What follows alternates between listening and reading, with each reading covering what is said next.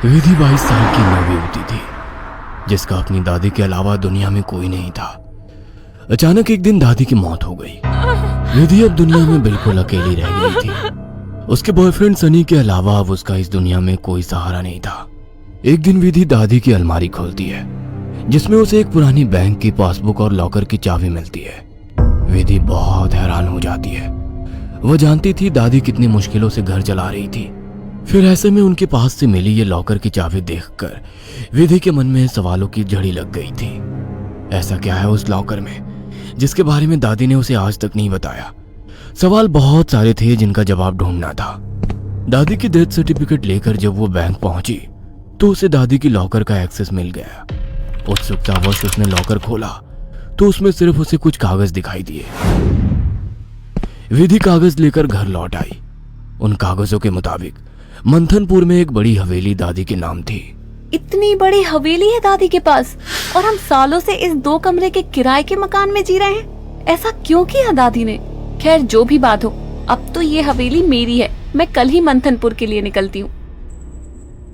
अगले ही दिन वो मंथनपुर के लिए निकल गई थी। बड़ी अजीबोगरीब सी जगह थी ये। मेन रोड से हवेली की तरफ जाने वाली सड़क बिल्कुल सुनसान थी।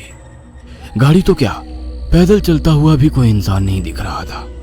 सड़क पर गहरा सन्नाटा पसरा हुआ था। सड़क के दोनों तरफ घने ऊंचे पेड़ लगे थे। इतने पेड़ पौधे होने पर भी वहां किसी भी पक्षी का कलरव नहीं था।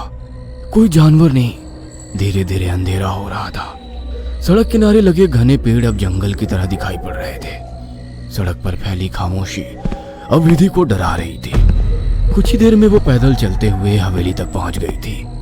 हवेली काफी पुरानी दिखाई पड़ रही थी। ऐसा लगता था कि सालों से वहां किसी ने पैर ही नहीं रखा। हवेली के 500 मीटर के दायरे में गिने चुने ही मकान थे और जो थे वो भी खाली पड़े हुए थे। विधि के मन में कुछ अजीब सी उथल पुथल मची हुई थी। मेन गेट खोलकर वो हवेली के अंदर पहुंच गई। अंदर का नजारा देखकर वो दंग रह गई थी। पूरी हवेली जगमगा रही थी। अंदर महंगे फर्नीचर और सजावटी सामान देखकर विधि का मुंह खुला का खुला रह गया था। अरे वाह, ये हवेली तो बहुत वेल मेंटेन्ड है। लगता है यहाँ जरूर कोई रहता है। हेलो, कोई है? कोई है यहाँ? विधि पूरी हवेली में घूमकर वहां रहने वाले व्यक्ति को ढूंढ रही थी। ढूंढते ढूंढते वो हवेली के अंदर आकर देखने लगती है। तभी एक बूढ़ी औरत ना जाने कहां से विधि के सामने आ जाती है। विधि के चेहरे पर गहरी झुर्रियां थी और कमर झुकी हुई थी। काला लबादा पहने, आधा मुंह पल्लू में छिपाए, वो औरत बेहद डरावनी लग रही थी। आउच! डरा दिया आपने। क्यों आई हो यहाँ? लौट जाओ। मैं कहीं नहीं जाने वाली। ये मेरी हवेली है। बाय द वे, आप कौन? यहाँ कोई नहीं रह सकता। शैतान रहता है यहाँ। लौट जाओ। शैतान?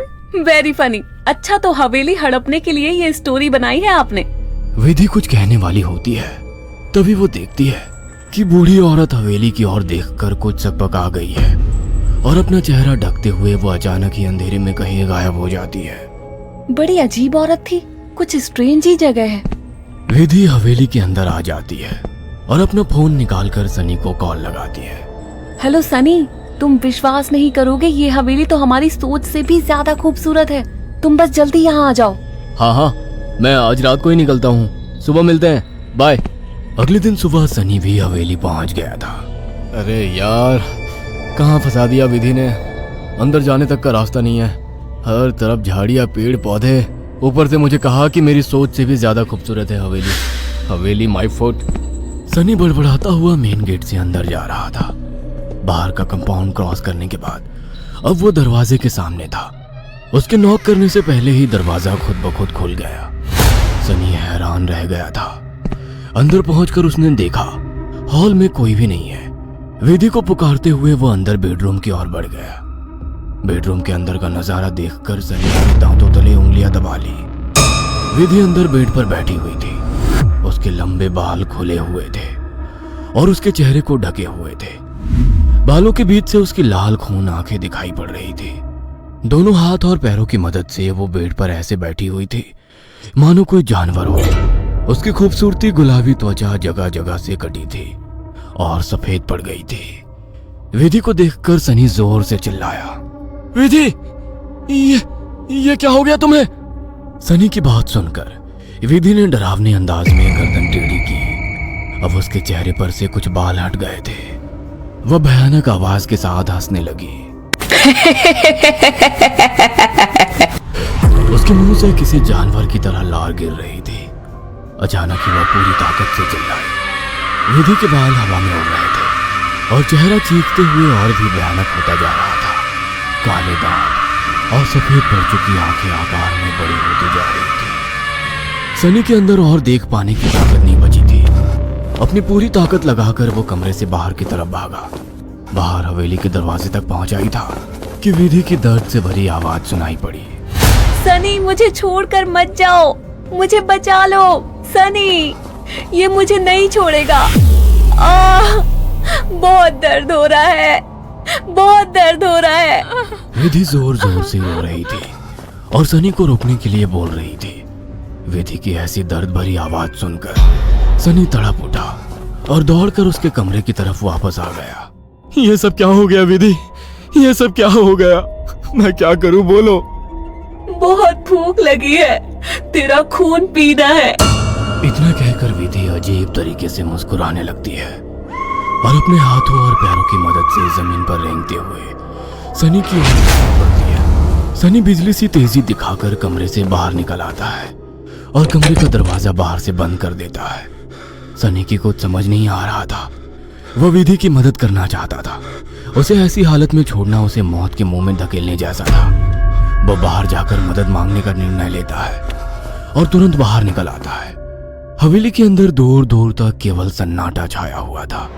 अंदर से रह रहकर विधि की दर्द भरी चीखें सुनाई दे रही थी। मदद की उम्मीद में सनी दौड़ते हुए आगे भागे जा रहा था। तभी उसकी नजर एक चर्च पर पड़ी। चर्च काफी जर्जर हालत में था। सनी इधर उधर देखता हुआ अंदर पहुंच गया। दोनों हाथ आपस में बांधकर वो फूट फूट कर रो रहा था। Please God help me, please. कहाँ जाऊं मैं? किससे मदद मांगू? प्लीज।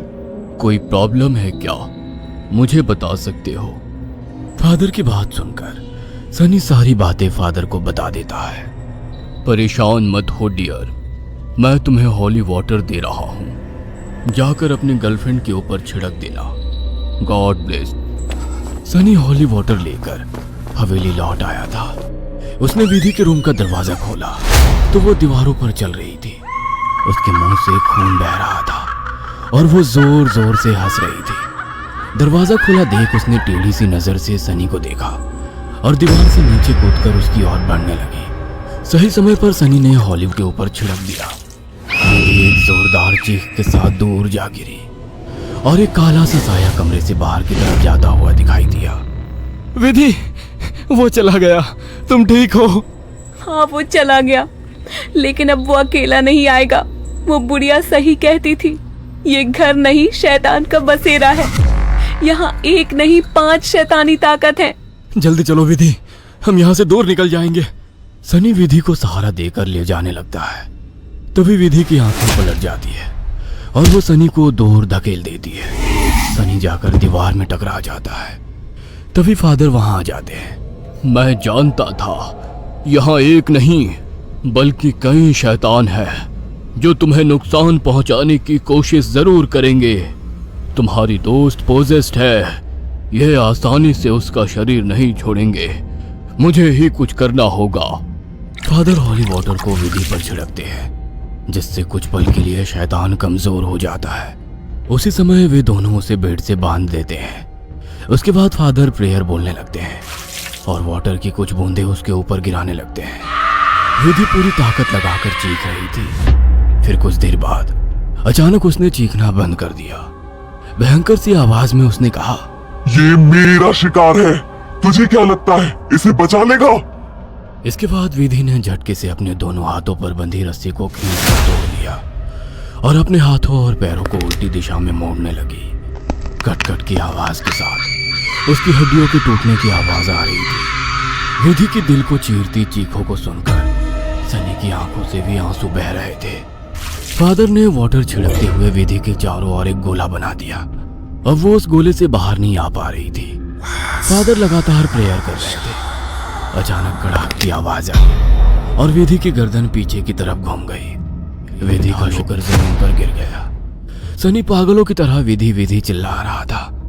फादर के लिए इस समय सनी की जान बचाना जरूरी था, इसलिए वे उसे घसीटते हुए हवेली से बाहर ले आए और दरवाजे पर वाटर छिड़क कर वहां से बाहर आ गए। सनी अभी भी जमीन पर सिर टिकाकर फूट फूट कर रो रहा था और फादर की आंखों में विधि को ना बचा पाने की तकलीफ साफ दिखाई दे रही थी।